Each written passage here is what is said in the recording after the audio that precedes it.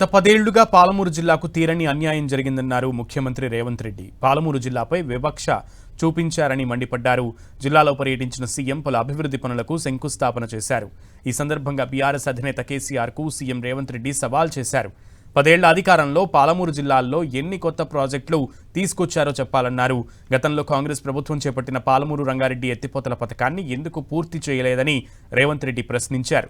దాదాపు 25,000 కోట్లు కాంట్రాక్టర్లకు ఇచ్చి రైతులకు పరిహారం ఇవ్వకుండా మోసం చేశారని విమర్శించారు.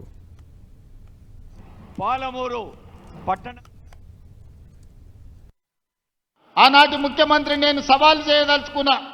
మీరు అనుమతులు ఇచ్చిన ప్రాజెక్టు కానీ మీరు మంజూరు చేసిన ప్రాజెక్టు ఈ జిల్లాలో ఒక్కటైనా ఉందా మీరు చూపించండి.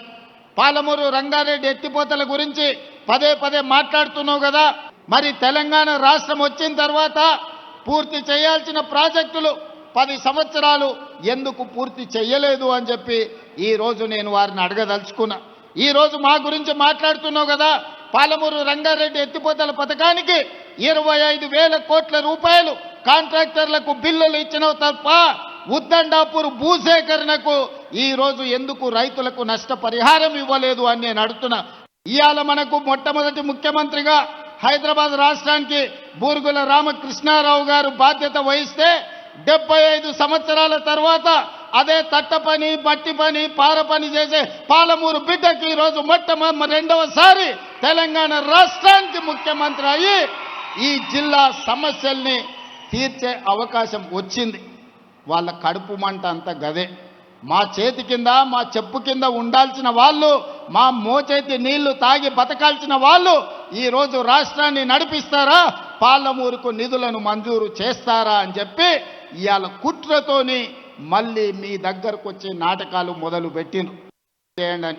ఇవాళ కూడా ఒక శుక్రాచార్యుడు ప్రతిపక్ష నాయకుడిగా ఉన్నాడు, శాసనసభకు రమ్మంటే రాడు, శుక్రాచార్యుడు వై ఫామ్ హౌజులు ఉంటాడు, మారీచుని సుబాహుల్ని బామ్మార్దుల ముసుగుల్లో అసెంబ్లీకి పంపించి ప్రాజెక్టులను అడ్డుకోమని ఈరోజు కుట్రలు కుతంత్రాలు చేస్తున్నాడు. కానీ మారీచుడు మాయలేడి రూపంలో వస్తే రాముడు బాణానికి ఏమైందో మీకు తెలుసు కదా.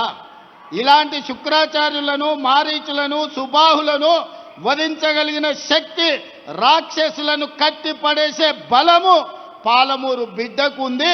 మాకు వ్యూహము తెలుసు, ఎత్తుగడ తెలుసు, దెబ్బకు దెబ్బ తీయడం కూడా తెలుసు.